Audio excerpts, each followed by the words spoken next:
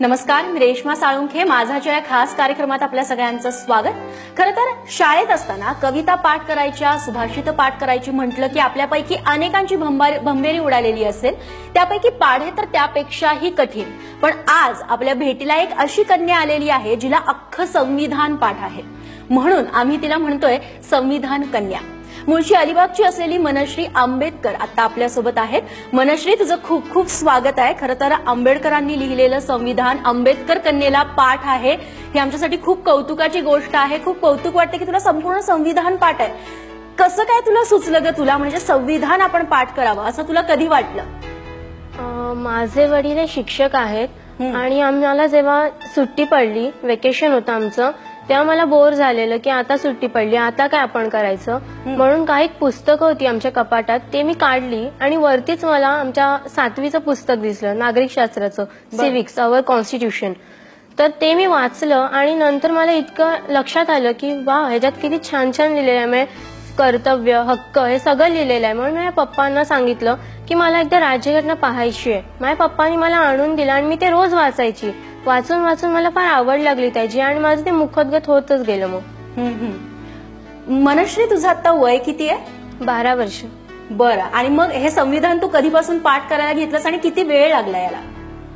म्हणजे मी हे वेकेशन मध्ये सुरू केलेलं आहे सगळं. आणि मग स्कूल सुरू होईपर्यंत तसं माझं झालेलंच, पण मी अभ्यास मॅनेज करून हे सगळं करत होती. थोडं थोडं रोज थोडा वेळ देत होती याच्यासाठी. म्हणजे ही किती महिन्यांपूर्वीची गोष्ट आहे तू संविधान पाठ करायला घेतलंस ती? म्हणजे आता हे 1 वर्ष झाला असेल, पण माझं 5-6 महिन्यात झालेलं आहे पाठ करून. मनश्री, तुला थोडंसं आमचं कुतूहल म्हणून विचारावं असं वाटतंय, संविधान कधी देशात मान्य झालं, कधीपासून त्याचा अवलंब झाला सांगू शकशील? आणि किती कलमा आहे संविधानामध्ये? कॉन्स्टिट्यूशन मध्ये 395 आर्टिकल्स आहेत. अजून 22 parts, 24 chapters, 1 to 395 articles, sub articles, schedule आणि अपेंडिक्स. या संविधानातला एखादा आवडणारा, भावणारा तुझा एखादा परिच्छेद आहे तोंडपाठ जो मला आता तुला ऐकावा असा वाटेल? Okay. Article number 45, provision for early childhood care and education children below the age of 6 years. बरं. आणि मंत्रिमंडळासंदर्भातले, त्यांच्या कामासंदर्भातली काही कलमं आहेत, त्याबद्दल तुला माहिती आहे? ती कलमं कोणती आहेत आणि त्या अंतर्गत काय येतं? म्हणजे मंत्री इलेक्शन वगैरे म्हणतात. हो. Okay. Chapter part 15 elections, article number 324, superintendence direction and control of the election to be vested in an election commission. Article number 325, no person to be ineligible for inclusion in or to claim to be included in special electoral roll on the grounds of religion, race, caste और sex. Article number 326, elections to the House of the People and to the Legislative Assemblies of State to be on the basis of adult suffrage. Article number 327, power of Parliament to make provisions with respect to elections to legislature. Article number 328, power of legislature of a state to make provisions with respect to elections to such legislature. Article number 329, bar to interference by courts of electoral matter. Article number 329A repealed. हे elections वर आहेत सगळे. मनश्री, खूप छान, आम्हाला ऐकूनच थक्क व्हायला होतंय. मनश्री, संविधानामधलं जे प्रिॲम्बल आहे ते आम्हाला वाचून दाखवशील, म्हणजे बोलून दाखवशील? ठीक आहे. The constitution of India preamble. We the people of India having solemnly resolved to constitute India into a sovereign, socialist, secular, democratic republic and to secure to all its citizens justice, social, economic and political, liberty of thought, expressions, belief, faith and worship, equality of status and of opportunity to promote among them all fraternity assuring dignity of the individual, unity and integrity of the nation. In this Constituent Assembly, this 26th day of November 1949, do hereby adopt and act and give to ourselves this Constitution. खूप छान मनश्री, आमच्या समोर हे तू सगळं बोलून दाखवलेलं आहेस. शाळेत तुझा असा कधी कार्यक्रम झालेला आहे, तू संविधान वाचून दाखवलेलं आहेस, त्यांना बोलून दाखवलंयस? हो, आमच्या मराठीच्या एक टीचर आहेत, मनीषा माळवी टीचर, त्यांनी मला सगळ्यात पहिले चान्स दिलेला अख्ख्या वर्गासमोर बोलायचा. आणि नंतर आमच्या शाळेसमोर पीटी आमचा वेनसडे असतो, त्यासाठी मग मला स्टेजवर येऊन मला 50 आर्टिकल्स आमच्या प्रिन्सिपलने बोलायला लावलेले. मनश्री, तू जेव्हा संविधान हे सगळं मुखोद्गत बोलून दाखवलंस तेव्हा तुझ्या मैत्रिणींच्या, वर्गातल्या तुझ्या मित्रमैत्रिणींच्या रिॲक्शन्स काय होत्या? त्यांना खूप माझ्याबद्दल प्राऊड फील होत होतं की आपल्या क्लासमध्ये अशी कोणतरी आहे जी अख्खी इंडियन कॉन्स्टिट्यूशन लर्न आहे. कारण अद्याप असं आमच्या स्कूलमध्ये वगैरे कुठे असं नव्हतं काही किंवा वर्ल्ड रेकॉर्ड्स वगैरे असं नव्हतं. म्हणून त्यांना खूप प्राऊड फील होत होतं आणि आमच्या टीचरला पण खूप आनंद झालेला हे सगळं ऐकून. मनश्री, याच दृष्टीनं तू कुठल्या स्पर्धे परीक्षेमध्ये भाग घेतलेला आहेस आजवर? म्हणजे आमचं कॉन्स्टिट्यूशनवर जास्त काही नव्हतं, पण आम्हाला असं ओरल वगैरे होती, प्रिएम्बल वगैरे. बरं. आणि स्पीच वगैरे असतात आमचे, पण असे कॉन्स्टिट्यूशन असं कुठला पर्टिक्युलर सब्जेक्ट नव्हता कधी आम्हाला.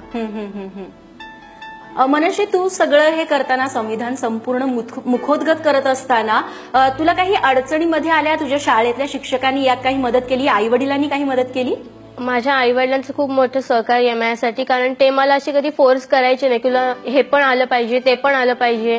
ते नेहमी मला चांगलं सांगायचे की तू काहीतरी मॅनेज कर. आणि माझ्या आई वडिलांनी खूप मला मदत केलेली आहे यासाठी की तू नीट हे कर, ते कर. असं नाही बोलले की ह्याच्यात पण तुला सगळंच आलं पाहिजे आणि ते पण व्यवस्थितच केलं पाहिजे. पण पप्पा माझे बोलले की शाळेचा अभ्यास थोडा कमी केलास तरी चालेल, पण ज्याच्यावर अख्खा देश चालतो ते तू नीट केलंच पाहिजे. हे माझे पप्पा मला सांगायचे. आणि स्कूलकडनं पण असं इतकं काही हे नव्हतं, पण आता माझा प्रोग्राम झाला, मी रेकॉर्ड केला 13 मार्चला, तिथे स्कूलच्या हॉलमध्येच मी बोलून दाखवले सगळं.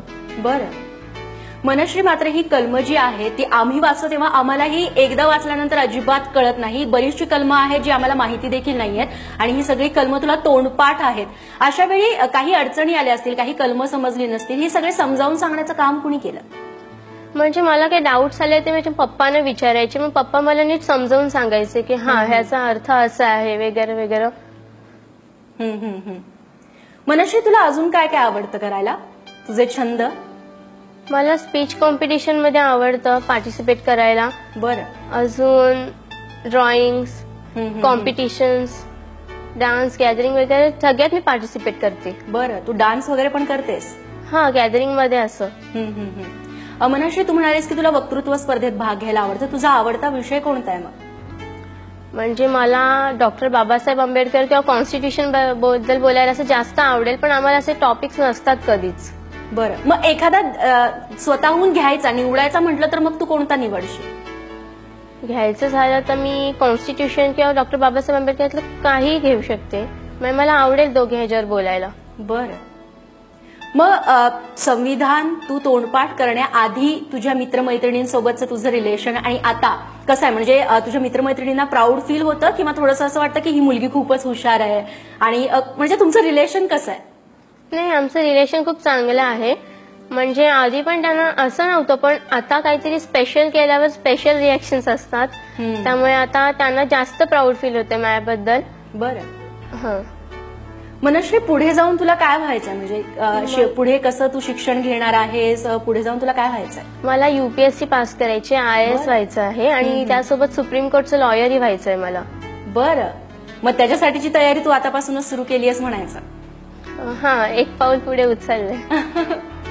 आणि त्यासोबतच मनश्री, शाळेकडून तुला कशी मदत होते ग या सगळ्याबद्दल?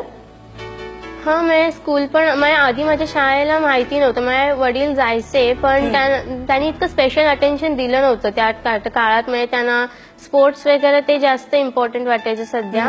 पण नंतर आता खूप असं फेमस झाल्यावर वगैरे त्यांनी असं चान्स दिला मला बोलायचं वगैरे. त्यांना समजलं आणि आमच्या हायर ऑथॉरिटी शाळेचे त्यांनी पण मला कॉंग्रॅच्युलेशन्स केलं. जो तो आमच्या स्कूलमध्ये येतोय गेस्ट, चीफ गेस्ट वगैरे, त्यांना पहिले मला भेटायचं असतं त्या कारणासाठी. बरं. मग तुला हे सगळं संविधान तोंडपाठ आहे, कोणत्या मोठ्या व्यक्तीसमोर तू हे बोलून दाखवलेलं आहे? संविधानाची कलमं असतील? हो, आता आम्ही 6 मार्चला शिर्डी येथे गेलेलो. तिथे बबनराव घोलपजी वगैरे होते आणि खूप मोठे आमदार, खासदार वगैरे होते. त्यांच्यासमोरही बोलून दाखवलं. ऑडियन्स मधून मला कुठलाही आर्टिकल विचारला गेला आणि त्याची मी बरोबर माहिती सांगितली त्यांना. मग त्यांच्या रिॲक्शन्स काय होत्या? तुला खूप आश्चर्य वाटलं हे कसं काय होऊ शकतं वगैरे. अरे वा. मग तुझ्या पाठीवर शाबासकीची थाप पण दिली असेल त्यांनी? हो हो हो. याच अनुषंगानं म्हणजे संविधानाला धरूनच पुढे अजून काय करण्याची इच्छा आहे तुझी? म्हणजे वेगळं असं काही करायचंय? हा, मला ह्याच्यात PhD करायला आवडेल. बरं. म्हणजे खूप मोठी मोठी स्वप्न आहेत तुझी. हो. मनश्री, तू अख्खं संविधान पाठ केलेलं आहेस. या पुढे अजून एखादा कुठला ग्रंथ पाठ करावा किंवा काय काय पाठ करायला तुला आवडेल अजून? मला अजून आवडते कायद्याची पुस्तकं वाचायला, पण मला आता संविधानामध्येच डीप अभ्यास करायचा आहे. बरं, म्हणजे अजून एखादा कुठला तरी ग्रंथ आपण तोंडपाठ करावा किंवा अजून कशाच तरी वाचन करावं आणि ते मुखोद्गत करावं अशी इच्छा आहे तुझी, की यावरच कॉन्सन्ट्रेट करणार? मला जास्त ह्यावर कॉन्सन्ट्रेट करायला आवडेल, पण मला असं वाटतं अजून काहीतरी करावं, कारण एवढं करूनच वास नसतं. त्यामुळे हो, पण मला अजून कॉन्स्टिट्यूशन मध्ये डीप अभ्यास करायचा आहे. तू इतक्या लहान वयामध्ये संविधान तोंडपाठ केलेला आहेस, अजून काय करायची गरज आहे? खरंच तू पुढे पीएचडी कर, तुला युपीएससीची परीक्षा द्यायची आहे असं तू म्हणतेस, त्यासाठी देखील तुला शुभेच्छा देतो. आणि तुझं भविष्य खूप उज्ज्वल आहे ग, म्हणजे तुझ्या बोलण्यावरून जाणवतंय. आणि आम्हाला देखील एक प्रेरणा मिळालेली आहे की इतकी छोटुकली मुलगी आहे, ती अख्खं संविधान पाठ करते, आम्हाला त्यातले उतारे वाचून दाखवते, बोलून दाखवते इतक्या पटापट. आणि खरंच तुझं कौतुक करावं तितकं थोडं आहे. आंबेडकरांनी लिहिलेलं संविधान या आंबेडकर कन्येला तोंडपाठ आहे. याहून वेगळी गोष्ट आणि चांगली गोष्ट ही काय असावी? राज्यातल्या इतर अनेक लाखो जे विद्यार्थी आहेत मनश्री, तुझ्यामुळे त्यांना आज प्रेरणा मिळालेली आहे. या क्षेत्रात देखील किंवा यात देखील इतका अवघड विषय आहे खरं तर मनश्री, आणि त्यात देखील इतकं चांगलं आपण काहीतरी करू शकतो आणि इतकी मोठी स्वप्न बघू शकतो, हे आज आम्हाला तुझ्यामुळे कळालं. मनश्री, खूप खूप धन्यवाद. थँक्यू. आणि यासोबतच या खास कार्यक्रमामध्ये इथेच थांबतोय. बघत रहा एबीपी माझा.